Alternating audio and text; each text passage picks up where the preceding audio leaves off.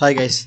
இந்த வீடியோவில் வந்து நம்ம என்ன பார்க்க போகிறோம்னா, ஸோ ஏன் வந்து நிறைய ஸ்மார்ட் பீப்புள்ஸ், அதாவது வந்து ஏற்கனவே நாலேஜ் இருக்கிற ஒரு கெப்பாசிட்டி இருக்கிற பீப்புள்ஸும் ஒரு பிகினர் லெவலில் வந்தால் கூட ஸ்டாக் மார்க்கெட்டுக்கு அவங்களுக்கு ஏற்கனவே ஏதோ ஒரு இண்டஸ்ட்ரியிலையோ இல்லை ஏதோ ஒரு விஷயத்துலையோ அவங்களுக்கு நாலேஜ் இருக்கும். அவங்க வந்து ஸ்மார்ட் பீப்புளாக தான் இருப்பாங்க. இருந்தாலும் ஏற்கனவே இருக்கிற ஒரு எக்ஸிஸ்டிங் இன்வெஸ்டர் ஆர் ட்ரேடர் அப்படி இருந்தாலும் கூட அவங்க ஏன் வந்து ஃபெயில் ஆகிறாங்க ஸ்டாக் மார்க்கெட்டில், ஏன் வந்து ஒரு ஸ்மார்ட் பீப்புள் கூட ஃபெயில் ஆகிறாங்க அப்படிங்கிறத நம்ம இந்த வீடியோவில் ஃபுல்லாக பார்க்க போகிறோம். ஸோ ஃபஸ்ட்டு பார்த்தீங்க அப்படின்னா, த ஸ்டோரி ஆஃப் பில் ஆக்மேன் அப்படிங்கிறவர் வந்து ஒரு பில்லியனர். அவர் அமெரிக்காவில் இருக்கிற ஒரு மிகப்பெரிய ஒரு பில்லியனர். கிட்டத்தட்ட ஒரு $5 பில்லியன் சொத்து மதிப்பு வச்சுருக்காரு. இவர் வந்து ஒரு பெர்ஷிங் ஸ்கொயர் கேபிட்டல் மேனேஜ்மெண்ட் அப்படிங்கிற ஒரு ஹெட்ஜ் ஃபண்ட் கம்பெனி வந்து வச்சுருக்காரு. ஸோ இவர் என்ன பண்ணுறாரு அப்படின்னா, ஷார்ட் செல்லிங் வந்து ஒரு தடவை ஹெர்பல் லைஃப் அப்படிங்கிற ஒரு கம்பெனி வந்து ஷார்ட் செல்லிங் பண்ணுறாரு. ஆக்சுவலாக இவர் வந்து ஒரு வாரன் பஃபெட்டோடைய ஒரு ஃபாலோவர். வாரன் பஃபெட்டுடைய லெசன்ஸ் எல்லாம் எடுத்துக்கிட்டு இவர் வந்து இவரோட லைஃப்லேயும் வந்து இன்வெஸ்டிங் லெசனாக வந்து கன்சிடர் பண்ணி இன்வெஸ்ட் பண்ணுறவர். ஸோ இவருக்கும் நாலேஜ் இருக்குது, நல்ல டேலண்டடான பீப்புள் தான். இவர் வந்து என்ன பண்ணுறாருன்னா, ஹெர்பல் லைஃப் அப்படிங்கிற ஒரு கம்பெனி வந்து ஷார்ட்டிங் பண்ணுறாரு. ஹெர்பல் லைஃப் அப்படிங்கிற கம்பெனி வந்து என்ன கம்பெனி அப்படின்னா, ஸோ அவங்க வந்து ஒரு nutritional product like protein powder and nutritional products எல்லாம் கேள்விப்பட்டிருப்பீங்க. இப்போ எக்ஸாம்பிளுக்கு ஹார்லிக்ஸு. ஸோ இந்த மாதிரியான ப்ராடக்ட்ஸ் வந்து நியூட்ரிஷனல் ப்ராடக்ட்ஸை வந்து மேனுஃபேக்சரிங் பண்ணி சேல் பண்ணுறவங்க ஹெர்பா லைஃப். இந்த கம்பெனியை இவர் ஷார்ட்டிங் பண்ணுறதுக்கு ரீசன் என்ன சொல்கிறாரு அப்படின்னா, ஹெர்பல் லைஃப்ங்கிற இந்த கம்பெனி வந்து ஒரு பிரமிட் ஸ்கீமு, அதாவது வந்து எம்எல்எம் மார்க்கெட்டிங் ஸ்கீம்லாம் கேள்விப்பட்டிருப்பீங்க, மல்டி லெவல் மார்க்கெட்டிங் ஸ்கீம், அந்த மாதிரியான ஒரு கம்பெனி இது. ஸோ இந்த பிஸ்னஸ் மாடல் வந்து ஒரு செட் ஆகாத ஒரு பிஸ்னஸ் மாடல். இது வந்து ஒரு நல்ல பிஸ்னஸ் மாடல் கிடையாது. அப்படிங்கிறதுனால இவர் வந்து இந்த கம்பெனியை கிட்டத்தட்ட ஷார்ட்டிங் பண்ணுறாரு. எவ்வளோ ஷார்ட்டிங் பண்ணுறாருன்னா, கிட்டத்தட்ட $1 பில்லியன் பொசிஷன் வந்து ஷார்ட்டிங்கில் எடுக்கிறார். சரிங்களா? இவர் வந்து ஆக்சுவலாக வாரன் பஃபெட்டோடைய லெசன்ஸை ஃபாலோ பண்ணுறவர். நிறைய இன்வெஸ்டிங்லாம் பண்ணி நிறைய பெரிய அமௌண்ட்டெல்லாம் கெயின் பண்ணியிருக்காரு. நிறைய வந்து பார்த்தீங்கன்னா பை சைடு, அதாவது ஷார்ட்டிங் இல்லாமல் பை சைடெல்லாம் பண்ணி நிறைய இன்வெஸ்ட்மெண்ட்லாம் கெயின் பண்ணியிருக்காரு. ஸோ இவர் வந்து ஹெர்பா லைஃப்ங்கிற கம்பெனியை ஷார்ட்டிங் பண்ணுறாரு. ஸோ இதில் வந்து அடுத்து யார் வராங்க அப்படின்னா, கார்ல் ஐகான் அப்படின்னு சொல்லி ஒருத்தர் வராரு இந்த இடத்துல. சரிங்களா? அவர் வந்து இந்த ஹெர்பா லைஃப் கம்பெனிக்கு சப்போர்ட் பண்ணவர். இந்த கார்ல் ஐகான் அப்படிங்கிறவரும் ஒரு மிகப்பெரிய பணக்காரர், மிகப்பெரிய பில்லியனர். சரிங்களா? இவர் வந்து இந்த பில் ஆக்மேனோடவுமே பெரிய பில்லியனர். இவர் வந்து கார்ல் ஐகானுங்கிறவர் வந்து கிட்டத்தட்ட ஒரு $20-30 பில்லியன் பக்கமாக சொத்து வச்சிருக்கிறவர். இவர் வந்து இந்த ஹெர்பா லைஃப் கம்பெனிக்கு வந்து சப்போர்ட் பண்ணுறாரு. இவர் வந்து இந்த பிஸ்னஸ் மாடல் கரெக்டு தான் அப்படின்னு சொல்கிறாரு. ஸோ இவர் வந்து என்ன பண்ணுறாருன்னா, அவர் எடுத்த ஷார்ட்டிங் பொசிஷனுக்கு எகெயின்ஸ்டாக இவர் வந்து பையிங் பொசிஷன் எடுக்கிறாரு. ஸோ இவர் வந்து ஸ்டாக்ஸ் எல்லாம் பை பண்ண ஆரம்பிக்கிறார். ஹெர்பா லைஃபோட கம்பெனியோட ஸ்டாக்ஸ் எல்லாம் பை பண்ண ஆரம்பிக்கிறாரு. அவர் ஷார்ட்டிங் பண்ண எல்லா ஸ்டாக்கையும் இவர் வந்து டிஃபெண்ட் பண்ணுறார், பை பண்ணுறார். ஸோ அப்போ என்ன ஆகிடுச்சுன்னா, கொஞ்சம் ஒரு ஷார்ட்டஸ்ட் பீரியட் ஆஃப் டைம்லேயே வந்து இவரோட பையிங் பொசிஷன் வந்து நல்லா ஸ்டேபிளாக பை பண்ணிகிட்டே இருந்ததுனால என்ன ஆச்சு அப்படின்னா, அந்த ஹெர்பா லைஃப் அப்படிங்கிற அந்த கம்பெனியோட ஸ்டாக்ஸ் எல்லாம் கொஞ்சம் பாசிட்டிவ் டைரக்ஷனில் போக ஆரம்பிச்சிருச்சு. ஸோ அதர் இன்வெஸ்டர்ஸ் வரும்போது ஸ்டாக்ஸ் வந்து நல்லா மேலே டாப்பில் வந்து புஷ் பண்ண ஆரம்பிச்சிருச்சு. இப்போ ஸ்டாக்ஸ் வந்து கிட்டத்தட்ட 20-30% மேலே போயிடுச்சு. ஸோ அப்போது அந்த இடத்துல என்ன ஆகுது அப்படின்னா, நம்மளோட ஷார்ட் செல்லிங் பண்ண பில் ஆக்மேன் வந்து ஃபுல்லாக லாஸ் ஆகிடுறாரு. கிட்டத்தட்ட $1 பில்லியன் லாஸ் பண்ணுறாரு. ஆனால் இப்போவும் ஒரு பில்லியனர் தான். அந்த $1 பில்லியன் லாஸுங்கிறது ஒரு part of the loss. So அவர் வந்து இப்போவும் பில்லியனர் தான். ஆனால் இருந்தாலும் அவர் எடுத்த டிசிஷன் வந்து தப்பாக போகுது. ஸோ எவ்வளோ பெரிய எக்ஸ்பீரியன்ஸ்டான ஒரு பர்சன் ஒரு ஷார்ட் செல்லிங்கில் ஒரு மிஸ்டேக் பண்ணுறாரு. அதுக்கடுத்து வந்து பார்த்திங்கன்னா, வாரன் பஃபெட்டும் வந்து நிறைய இடத்துல ஃபெயிலியராக இருக்கார். அதாவது யானைக்கும் அடி சறுக்கும் அப்படிங்கிற மாதிரி அந்த பழமொழிக்கு ஏற்ற ஒரு விஷயம் வந்து வாரன் பஃபெட் ஃபெயிலியர்னு சொல்லலாம். இப்போ வாரன் பஃபெட் வந்து நிறையா இன்வெஸ்ட்மெண்ட் டிசிஷன் வந்து ராங்காக எடுத்துருக்கிறாரு. நிறையா வந்து ஃபெயிலியர் ஆகிருக்காரு. ஆனால் still he is a top billionaire. அதனால் அது ப்ராப்ளமே கிடையாது.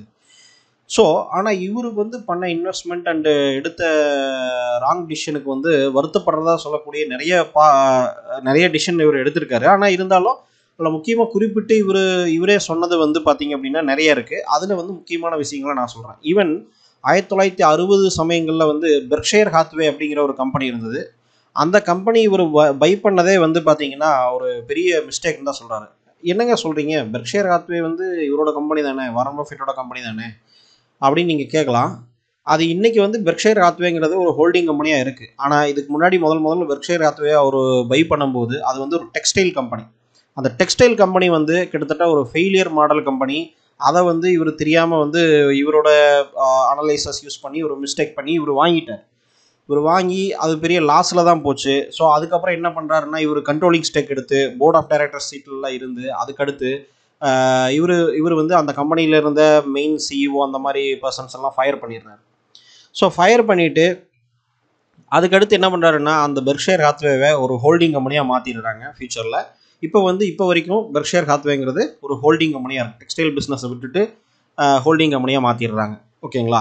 இதுதான் வந்து இவர் வந்து ஒரு மிஸ்டேக்காக சொல்கிறாரு. அதுக்கடுத்து ஏர்லைன் இண்டஸ்ட்ரியோட ஸ்டாக்ஸை எதுவுமே வாங்காதீங்க. ஏர்லைன் கம்பெனிஸை வந்து அனலைஸ் பண்ணுறது கஷ்டம், அது வந்து வேல்யூஷன் பண்ணுறது கஷ்டம், அது வந்து பெஸ்ட்டு பிஸ்னஸ் கிடையாது அப்படின்னு சொல்லி ஏர்லைன் இண்டஸ்ட்ரியை வந்து வாங்கக்கூடாதுன்னு எல்லாத்துக்குமே பாடம் சொன்ன இவர் இந்த விஜய் படத்தில் வர மாதிரி என் பேச்சை நானே கேட்க மாட்டேன் அப்படிங்கிற மாதிரி ஒரு இது பண்ணி வாரன் பஃபெட்டே போய் ஏர்லைன் இண்டஸ்ட்ரியை வாங்குறாரு. ஓகேங்களா? இவர் அதுக்கு முன்னாடியே நிறைய தடவை சொல்லியிருக்காரு.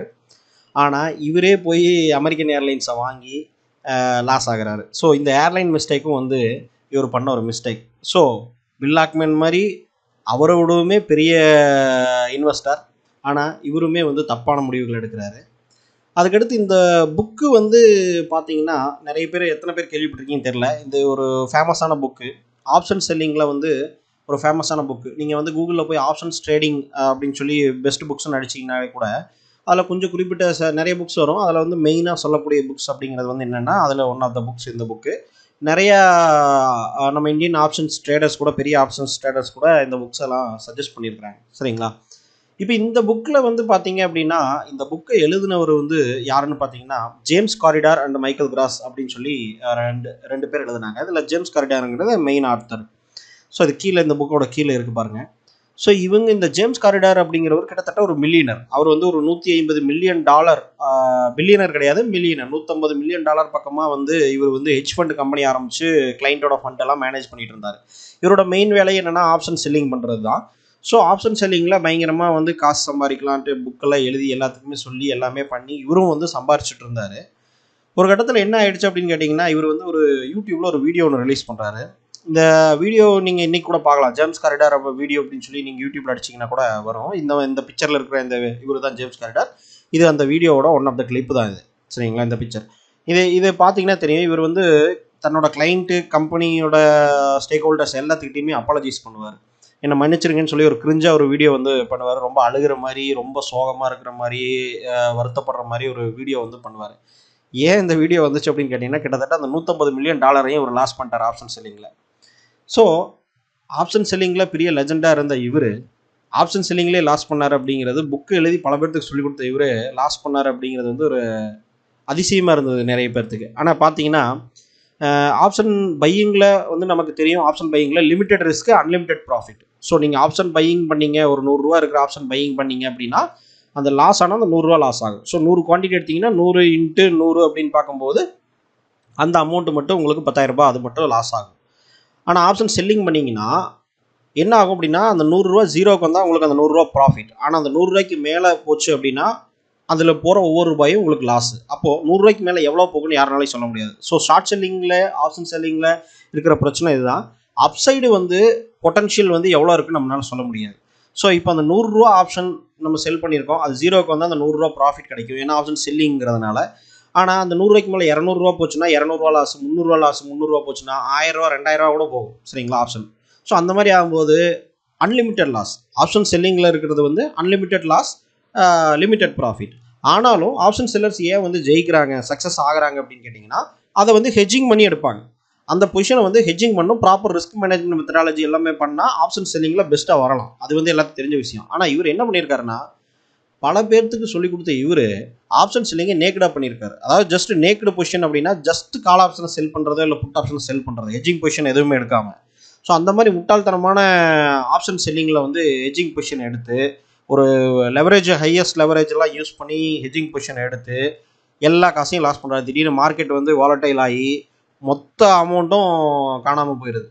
ஸோ எல்லாத்துக்கும் சொல்லி கொடுத்து எல்லாமே சக்ஸஸ்ஃபுல்லான இவருமே லாஸ் பண்ணுறாரு அப்படிங்கிறதையும் நீங்கள் வந்து நோட் பண்ணணும். இதில் முக்கியமாக நம்ம தெரிஞ்சுக்க வேண்டியது என்னென்னா, ரேஷ்னல் டிசிஷனுக்கும் ஓவர் கான்ஃபிடென்ஸ், அதாவது ரேஷ்னல் டிசிஷன் அப்படின்னா பகுத்தறிவு சிந்தனைன்னு சொல்லலாம், சரிங்களா, பகுத்தறிவு முடிவுகள் அப்படின்னு சொல்லலாம்.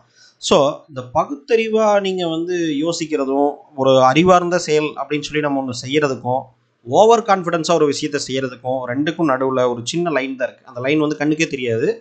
ஸோ அந்த அளவுக்கு ஒரு சின்ன லைன் தான் இருக்குது. கொஞ்சம் மிஸ்டேக்னாலும் ஓவர் கான்ஃபிடென்ஸ் ஜோனில் போயிடுவீங்க. அந்த நீங்கள் எடுக்கிற டிசிஷன் வந்து உங்களே வந்து டேமேஜ் பண்ணிடும். ஸோ அந்த அளவுக்கு வந்து பொட்டன்ஷியல் இருக்குது அப்படிங்கிறத வந்து நீங்கள் இந்த லெஜெண்டரி இன்வெஸ்டர்ஸ், லெஜெண்டரி ட்ரேடர்ஸ் பண்ண மிஸ்டேக்லேருந்தே நீங்கள் தெரிஞ்சுக்கலாம், சரிங்களா. ஸோ இந்த ஓவர் கான்ஃபிடென்ஸுக்கும் ரேஷனல் டிசிஷனுக்கும் நீங்கள் வந்து கரெக்டான டிஃப்ரென்ஸை கண்டுபிடிச்சிட்டிங்க அப்படின்னாலே மோஸ்ட் ஆஃப் த டைம் நீங்கள் எந்த பிஸ்னஸாக இருந்தாலும் சக்ஸஸ் ஆகிறதுக்கான சான்சஸ் வந்து அதிகம். ஸோ இந்த பிகினர்ஸ், நம்மளோட ஸ்டாக் மார்க்கெட்டில் பிகினர்ஸ் வரும்போது அவங்க என்ன மிஸ்டேக் பண்ணுறாங்க அப்படின்னு பார்த்தீங்கன்னா, அவங்க வந்து இனிஷியலாக வந்து ஒரு ஐடியா ஹைப்போதீசிஸ் வச்சுட்டு வருவாங்க, சரிங்களா. ஒரு மைண்டில் வந்து ஒரு ஐடியா வந்து வச்சுருப்பாங்க. ஜஸ்ட் வந்து மார்க்கெட் கொஞ்ச நாள் வாட்ச் பண்ணுவாங்க. ஸோ அந்த மார்க்கெட்டில் வந்து என்ன நடக்குது, மேலே போகுது கீழே போகுது, ஏதோ ஒரு யூடியூப் சேனல், ஏதோ ஒரு வீடியோ, ஏதோ ஒரு இடத்துல ஏதோ ஒரு ஸ்ட்ராட்டஜி அப்படிங்கிற மாதிரி ஒன்று பார்த்துட்டு வருவாங்க. கொஞ்ச நாள் மார்க்கெட்டு ஒரு 2 தடவை அப்சர்வ் பண்ண உடனே பை பண்ணலாம், செல் பண்ணலாம் அப்படிங்கிற ஆசை வந்துடும். ஸோ அப்போ என்ன பண்ணுவாங்க அப்படின்னா, அந்த அவங்களோட சிந்தனையில் என்ன இருக்கோ, இப்படி பண்ணால் கரெக்ட் அப்படின்னு என்ன இருக்கோ அது மாதிரி அவங்க வந்து ட்ரேடு பண்ணுவாங்க. ஸோ எப்படி ஃபஸ்ட்டு ட்ரேடு லாஸ் ஆகிறதுக்கு, சாரி, இப்போ ப்ராஃபிட் வர்றதுக்கு சான்சஸ் இருக்குது, சரிங்களா, ஏதோ ஒரு ஸ்ட்ராட்டஜி யூஸ் பண்ணி பண்ணாலுமே. அதுக்கடுத்து 2வது ட்ரேடுமே வந்து ப்ராஃபிட் பண்ணலாம். 3வது ட்ரேடு ஒரு 1000 ரூபா ப்ராஃபிட் பண்ணுறாங்க, 4வது ட்ரேடு ஒரு 1000 ரூபா ப்ராஃபிட் பண்ணுறாங்க அப்படின்னா, அதுக்குள்ளே இவங்களுக்கு என்ன வந்துடும் அப்படின்னா, இந்த இவங்க நினச்ச ஐடியாவும் அவங்க யோசிக்கிற விதமும் கரெக்டு அப்படிங்கிற வெரிஃபிகேஷன் வந்து இந்த ப்ராஃபிட்னால ஆகிடும், சரிங்களா. இவங்களுக்கு இந்த ஐடியா, இந்த ஸ்ட்ராட்டஜி வச்சு தான் இவங்க ட்ரேட் பண்ணாங்க. ஸோ அதனால் வந்து அந்த ஐடியா வந்து ஒர்க் அவுட் ஆயிடுச்சு, ஏன்னா சக்ஸஸ் பார்த்துட்டாங்க. அப்படிங்கும்போது அந்த இடத்துல வந்து அவங்களுக்கு வந்து என்ன ஆகிடும் அப்படின்னா, ஒரு ஒரு அந்த ஐடியா வந்து கரெக்ட் அப்படிங்கிறது தோண ஆரம்பிச்சிடும். ஸோ ஸோ உடனே அவங்க மைண்டில் என்ன நடக்கும் அப்படின்னா, அதுக்கு அடுத்து அந்த ட்ரேடிங் ஸ்ட்ராட்டஜியை, அதை வந்து ரிஸ்க் மேனேஜ்மெண்ட்டு எதுவுமே இல்லாமல் அதிகமாக ரிஸ்க் எடுக்க ஆரம்பிப்பாங்க, அதிகமாக குவான்டிட்டி போட ஆரம்பிப்பாங்க அந்த ஸ்ட்ராட்டஜியில். ஸோ அடுத்து வந்து என்ன ஆகும், ஒரு 1000 ரூபா ப்ராஃபிட் வரும், சரிங்களா. 1000 ரூபா ப்ராஃபிட் வரும். அப்படி இல்லைனா ஒரு 1000 ரூபா வந்து நெக்ஸ்ட் டைம் கூட ப்ராஃபிட் வரலாம் ரேரஸ்ட் சான்சஸில். அதுக்கடுத்து கொஞ்சம் லாஸ் ஆக ஆரம்பிக்கும். லாஸ் ஆகும்போது ஏன்னா இவங்க வந்து ப்ராஃபிட் எடுத்ததை விடமே அடுத்து ரிஸ்க் இன்க்ரீஸ் பண்ணதுனால ஒரு 5000, அதுக்கடுத்து இன்னொரு 5000 லாஸ் ஆகிறதுக்கு வாய்ப்பு இருக்குது. ஸோ அப்படி லாஸ் ஆன உடனே இவங்களுக்கு என்ன வரும்னா, அடுத்து அந்த லாஸை பார்த்தோன்னே டவுட் வரும் அந்த ஸ்ட்ராட்டஜி மேலே. அந்த டவுட் வர ஆரம்பிச்சோன்னே இந்த ஸ்ட்ராட்டஜி கரெக்டாக தப்பா, இது நம்ம பண்ணுறது தப்பு, இல்லை வேறு ஏதாவது ஸ்ட்ராட்டஜி பண்ணலாமா அப்படிங்கிற ஒரு டவுட் வர ஆரம்பிச்சிடும். அதுக்கடுத்து அந்த கண்ட்ரோலை லாஸ் பண்ணிடுவாங்க, சரிங்களா. ஏன்னா இவங்க ப்ராஃபிட்டை பார்த்துட்டாங்க, அதுக்கடுத்து லாஸை பார்த்துருக்காங்க. ஸோ அந்த ப்ராஃபிட்டை பார்த்த அந்த எண்ணம் வந்து மைண்டுக்குள்ளே ஸ்ட்ராங்காக பதிவாயிருக்கும். அதனால் கண்டிப்பாக இதில் ப்ராஃபிட் எடுக்க முடியும், அடுத்த ஸ்ட்ராட்டஜி நம்ம என்ன பண்ணலாம் அப்படிங்கிறத தேட ஆரம்பிப்பாங்க. ரேண்டமாக இப்படி வந்து தேடி தேடி ஓட ஆரம்பித்து அதுக்கடுத்து வந்து பார்த்திங்கன்னா அதிகபட்சமாக லாஸ் ஆகிறதுக்கு உண்டான வாய்ப்புகள் கூட இருக்குது பிகினர்ஸ் பண்ணுற மிஸ்டேக்கில். ஸோ அதில் என்ன அப்படின்னா, இதில் என்ன விஷயம் வந்து ஒர்க் அவுட் ஆகுது, இந்த இடத்துல வந்து என்ன நடக்குது மனுஷனோட மூளையில் அப்படின்னு பார்த்தீங்கன்னா, இது வந்து ஒரு காக்னிட்டிவ் பயாஸ் அப்படின்னு சொல்லுவோம். அதாவது ஒரு ரேண்டம் ரீஇன்ஃபோர்ஸ்மெண்ட் தியரி அப்படின்னு ஒரு விஷயம் சொல்லுவாங்க. அது என்னென்னா, ஒரு ஐடியா இருக்குது, அந்த ஐடியாவை வச்சு நம்ம வந்து ஒரு செயலை செய்கிறோம், அந்த ஆக்ஷன் செய்கிறோம். அந்த ஆக்ஷனை செஞ்ச உடனேயே நமக்கு ஒரு ரிசல்ட் கிடைக்கிது, சரிங்களா. அப்போ நம்ம என்ன நினைக்கிறோன்னா, இந்த ஐடியாவையும் இந்த ஆக்ஷனையும் நம்ம செஞ்சதுனால தான் அதுக்கு உண்டான ரிசல்ட் தான் இதுன்னு நம்ம நினைக்கிறோம். ஆனால் மோஸ்ட் ஆஃப் த டைம் வந்து அது ஒரு ரேண்டம் ஈவெண்ட்டாக கூட இருக்கலாம், சரிங்களா. அந்த ரிசல்ட் அப்படிங்கிறது வந்து இந்த ஐடியானால தான் வரணும், இந்த ஆக்ஷனால தான் வரணும் அப்படிங்கிறது கிடையாது. நீங்கள் கண்ணை மூடிட்டு செஞ்சுருந்தா கூட அந்த ரிசல்ட் வரதுக்கு உண்டான வாய்ப்புகள் இருக்குது அப்படிங்கிறது தான் வந்து ரேண்டம் ஈவெண்ட் அப்படின்னு நம்ம சொல்கிறோம். ஸோ இந்த ரேண்டம் ஈவெண்ட் அப்படிங்கிறத வந்து நம்ம ஸ்கில் அப்படின்னு நம்ம நினச்சிட்றோம். அது வந்து ஒரு இல்யூஷன் ஆயிடுது. அதாவது இதுக்கு பேர் தான் வந்து இன்னொரு விஷயமும் சொல்லுவாங்க, இல்யூஷன் ஆஃப் கண்ட்ரோல் அப்படின்னு சொல்லுவாங்க.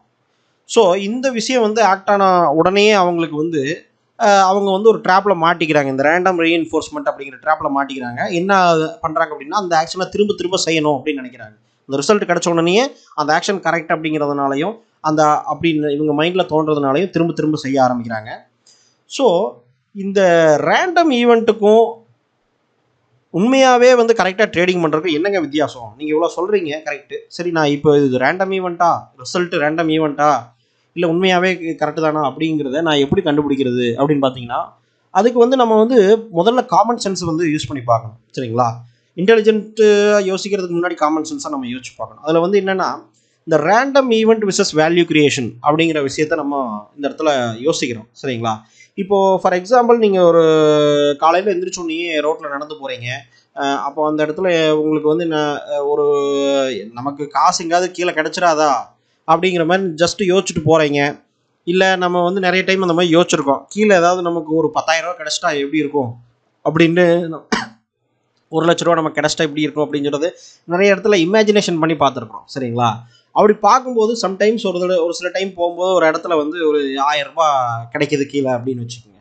அந்த இடத்துல யாரும் கிடையாது, ஜஸ்ட் ஒரு 1000 ரூபா கிடைக்கிது உங்களுக்கு, ஒரு லக்கு. சரிங்களா? அப்போது அதே மாதிரி நீங்கள் அடுத்த நாளும் அந்த இடத்துக்கு போகும்போது அந்த 1000 ரூபா கிடைக்குமா அப்படின்னு யோசிச்சிங்கன்னா கிடைக்காது. ஸோ அப்போது உங்களுக்கே தெரியும் அது ஒரு ரேண்டம் ஈவெண்ட் அப்படிங்கிறது. இதுவே சரி, இந்த ரேண்டம் ஈவெண்ட்டை நம்பி நான் அதை செய்ய முடியாது அப்படின்னு சொல்கிறீங்க. அப்போது வேலைக்கு போய் ஒரு இடத்துல ஜாபில் இருக்கீங்க. அந்த ஜாபில் நீங்கள் வந்து ஒரு ஐடி கம்பெனியில் வேலை செஞ்சுட்டு இருக்கீங்க, ஒரு சாஃப்ட்வேர் டெவலப்மெண்ட்லாம் பண்ணி கொடுத்துட்ருக்கீங்க அப்படின்னா உங்களுக்கு சம்பளம் கொடுப்பாங்க மாதம். இந்த சம்பளம் கொடுக்குறதுங்கிறது வந்து ரேண்டம் ஈவெண்ட்டா இல்லை வந்து வேல்யூ கிரியேஷனா அப்படின்னு பார்த்தீங்கன்னா, இது வந்து ஆக்சுவலாக வந்து ஒரு வேல்யூ கிரியேஷன் தான்.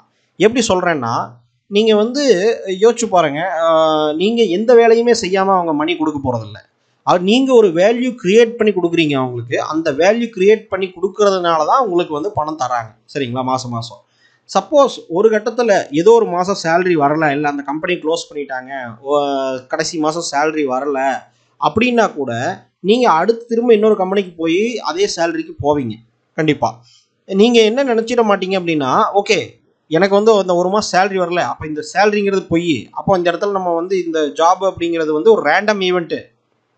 நம்ம மாதம் ஏதோ ஒரு வேலை செஞ்சோம், அதுக்கு வந்து ஒரு சம்பளம் கொடுத்தாங்க அப்படிங்கிறது ஒரு ரேண்டம் ஈவெண்ட்டு. ஏன்னா பாருங்கள், நடுவில் ஒரு தடவை நடக்காமல் போயிடுச்சு அப்படின்னு நீங்கள் யோசிக்க போகிறதில்ல. ஏன்னா உங்களுக்கு தெரியும், ஒரு வேலையை செஞ்சு கொடுத்தா அவங்க அதுக்கு உண்டான பணத்தை கொடுப்பாங்கிறது ஒரு ஃபிலாசபி, ஒரு வேல்யூ கிரியேஷன், ட்ரூத் அப்படிங்கிறது உங்களுக்கு தெரியும். அப்போது நீங்கள் ஒரு ட்ரேடிங்கில், ஒரு சிஸ்டமில், ஒரு ஒரு கரெக்டான ஸ்ட்ராட்டஜியில் ஒரே ஒரு லாஸ் ஆகிட்டா நீங்கள் அந்த ஸ்ட்ராட்டஜியை தப்புன்னு யோசிக்கிறதும் தப்பு. அதே மாதிரி ஒரு 5 தடவை ஒரு சக்ஸஸ் ஆகிட்டீங்க ஒரு ஸ்ட்ராட்டஜியில் அப்படின்னா அந்த ஸ்ட்ராட்டஜியில் கரெக்டுன்னு யோசிக்கிறதும் தப்பு. ஸோ இதுதான் வந்து ரேண்டம் ஈவெண்ட்டுக்கும் வேல்யூ கிரியேஷனுக்கும் உள்ள வித்தியாசம். இதை நீங்கள் யோசிச்சு பார்த்தீங்கன்னா உங்களுக்கு புரியும். ஸோ இப்போ என்ன பண்ணணும் அப்படின்னு நம்ம பார்த்தீங்க அப்படின்னா, ஃபஸ்ட்டு வந்து right understanding about the market. First நம்ம பண்ண வேண்டியது என்னென்னா, கரெக்டான அண்டர்ஸ்டாண்டிங். மார்க்கெட்னா இதுதான், மார்க்கெட்னா இப்படி தான் ஒர்க் ஆகும், மார்க்கெட்டுக்கு பின்னாடி இருக்கிற எக்கனாமிக்கல் அண்டு ஃபிலாசபிக்கல் ரீசன் என்ன, அது வந்து என்ன வேல்யூ கிரியேட் பண்ணுது, எதனால் அந்த மார்க்கெட் எக்ஸிஸ்டன்ஸில் இருக்குது, ஏன் ஆப்ஷன்ஸ் மார்க்கெட் இருக்குது, ஏன் ஃபியூச்சர்ஸ் மார்க்கெட் இருக்குது, ஏன் ஷேர் மார்க்கெட் இருக்குது அப்படிங்கிறது எல்லாமே வந்து நீங்கள் ஒரு ரைட் அண்டர்ஸ்டாண்டிங்க்கு வரணும். ஏன் எதுக்கு அப்படிங்கிற ஒரு தெளிவான புரிதலுக்கு வரணும். அது எப்படி ஒர்க் ஆகுங்கிறதுக்கு வரணும். அதுக்கு அடுத்து அந்த மார்க்கெட்டை வந்து ரியல் டைமில் அப்சர்வ் பண்ணணும். சரிங்களா? அந்த ரியல் டைமில் அப்சர்வேஷனுக்குள்ளே நீங்கள் கொண்டு வரணும். நீங்கள் மார்க்கெட்டை அப்சர்வ் பண்ணும்போது உங்களுக்கு நிறைய கொஷின்ஸ் வரும். நீங்கள் ஏற்கனவே இந்த அண்டர்ஸ்டாண்டிங் பண்ணுறதுக்காக லேர்ன் பண்ண விஷயங்கள்லாம் வந்து இங்கே கொஷினுக்கு உட்படுத்தப்படும். அந்த கொஷின் நீங்கள் வந்து கேட்கும்போது அதுக்குண்டான ரீசனை நீங்கள் தேடும்போது உங்களுக்கு வந்து கரெக்டான ஒரு லேர்னிங் கிடைக்கும். அதுக்கடுத்து அதுக்கு கொஸ்டின் தேடுறது எப்படி தேடுவீங்க? அதுக்கு வந்து ஒரு learning from the experienced person. இப்போ நான் என்ன மாதிரியோ, இல்லை ட்ரேடிங் பண்ணுறவங்க, ஸ்டாக் மார்க்கெட்டில் எக்ஸ்பீரியன்ஸ் இருக்கிறவங்க, பணம் பண்ணுறவங்க, அவங்களோட எக்ஸ்பீரியன்ஸ்லேருந்து நீங்கள் கெயின் பண்ணிக்குவீங்க. ஏன்னா நீங்கள் அவங்க ஒரு 10 வருஷம் இதுக்காக உழைப்பு போட்டிருக்காங்கன்னா அவங்ககிட்டேருந்து நீங்கள் லேர்ன் பண்ணும்போது அந்த 10 வருஷம் டைம் ஸ்டாம்பை வந்து ஸ்கிப் பண்ணுறீங்க. அந்த டைம் வந்து உங்களுக்கு தேவைப்படாது. நீங்கள் ஒரு 2 வருஷத்துலேயே அதை பண்ணுறதுக்கான சான்சஸ் ரொம்ப அதிகம். அப்படிங்கும்போது உங்களுக்கு 8 வருஷம் மிச்சமாகுது. ஸோ நம்மளோட மனித இனமே இப்படி தான். எல்லாமே ப்ரீவியஸில் எல்லாருமே கண்டுபிடிச்ச விஷயங்களையும் கற்றுக்கிட்ட விஷயங்களையும் பல வருஷம் உழைப்பையும் நம்ம வந்து கொஞ்ச நாள்லேயே கற்றுக்குறோம். அப்போது அந்த அவங்களோட லேர்னிங்ஸை வந்து அடுத்தடுத்து ட்ரான்ஸ்ஃபர் பண்ணும்போது தான் அடுத்தடுத்த பீப்புள்ஸ் வந்து இன்டெலிஜென்ட்டாக எல்லாமே தெரிஞ்ச ஆட்களாக வர ஆரம்பிக்கிறாங்க. ஸோ அதுக்கு அடுத்து நீங்கள் லேர்னிங் பண்ணிட்டீங்க, ஒரு எக்ஸ்பீரியன்ஸ் பீப்புள் வந்து அதை ப்ராக்டிஸ் பண்ணணும். ஸோ அது கரெக்டாக என்ன ஏதுங்கிறத வந்து ப்ராக்டிஸ் பண்ண ஆரம்பித்து அதுக்கடுத்துமா தான் நீங்கள் ஒரு ஸ்ட்ராட்டஜியை வந்து பில்டு பண்ணணும். ஸோ இந்த வீடியோவில் வந்து நீங்கள் முக்கியமான விஷயங்கள் தெரிஞ்சிருப்பீங்க. எல்லாத்துக்குமே வந்து என்டையர் லைஃப் டைமில் லேர்ன் பண்ணிகிட்டே இருக்க முடியாது. அவங்களே எல்லா தப்பையும் பண்ணி கற்றுக்கணும் அப்படின்னா அவங்களுக்கு அந்த லைஃப் டைம் பத்தாது. ஸோ அதனால் வந்து எக்ஸ்பீரியன்ஸ் பர்சன்கிட்ட இருந்து லேர்ன் பண்ணணும். ஏற்கனவே வந்து இப்போ வாரன் பஃபெட் ஒரு மிஸ்டேக் பண்ணியிருக்கிறாரு, அவர் வந்து பில்லியனர், பில் ஆக்மெண்ட் பண்ணியிருக்காரு, இந்த ஜேம்ஸ் கார்டர் பண்ணியிருக்காரு அப்படின்னா, இவங்க எல்லாருமே வந்து பார்த்தீங்கன்னா லெஜெண்டரி இன்வெஸ்டர்ஸ் பெரிய ட்ரேடர்ஸ் ஆனாலும், அவங்க வந்து ஒரு மிஸ்டேக் பண்ணியிருந்தாங்கன்னா, அந்த விஷயத்துலேருந்து நீங்கள் கற்றுக்கிறது அப்படிங்கிறது வந்து ரொம்ப ரொம்ப ஒரு ஸ்மார்ட் டிசிஷன். அதுக்கடுத்து நீங்கள் என்ன பண்ணணும் அப்படின்னா, அந்த learn from the other people experience அப்படிங்கிறத எப்பவுமே ஃபஸ்ட்டாக ஃபோக்கஸ் பண்ணணும். அப்படி பண்ணீங்கனாலே மோஸ்ட் ஆஃப் த டைம் வந்து நீங்கள் அந்த டைமை வந்து குறைக்கலாம்.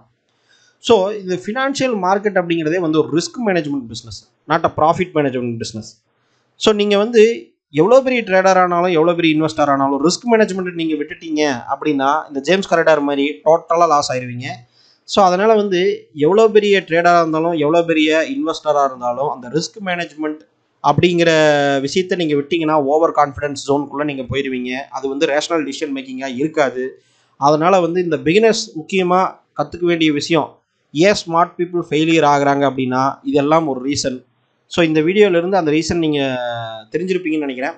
ஸோ நீங்களும் வந்து அந்த மிஸ்டேக்கை பண்ணாமல் ஃபாலோ பண்ணுங்கள்.